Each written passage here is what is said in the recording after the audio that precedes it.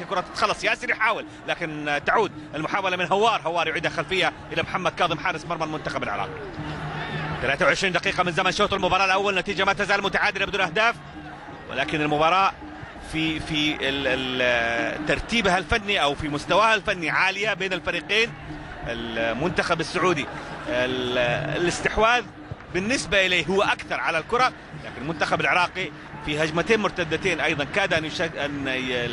يشكل خطورة، واحدة منها كانت خطورة كبيرة بانفراد يونس محمود بمرمى وليد عبد الله الذي خرج خارج منطقة الجزاء لإبعاد الكرة برأسه.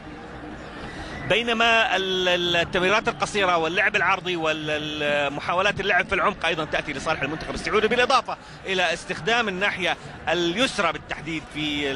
مركز الجناح هو الظاهر أكثر على خطة هذا المدرب وتكتيك هذا المدرب السيد جوزيه بيسفيلي.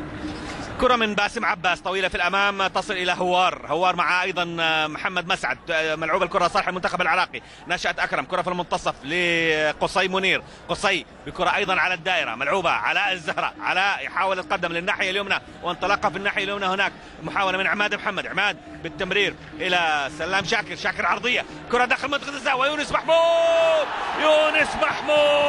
في الدقيقة 24 بالعقل، بالفعل بالعقل يسجل يونس محمود أول أهداف المنتخب العراقي بكرة عرضية جاد ويسجد شكرا لله. والمحاولة المرتبة الأولى اللي كانت لصالح المنتخب العراقي ومحاولات فتح اللعب من الناحية اليمنى وفتح الأجنحة أيضا تأتي للمنتخب العراقي. الفرحة ما تزال مستمرة، وأيضا جمهور العراقي الموجود في استاد الأمير محمد بن فهد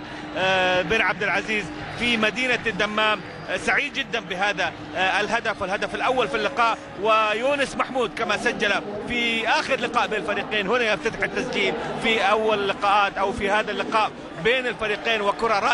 رائعة هنا العرضية ممتازة كانت من سامال سعيد، ويونس محمود يضع كرة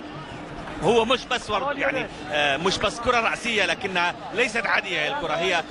هي وضع رائع جدا في مرمى المنتخب السعودي على ياسر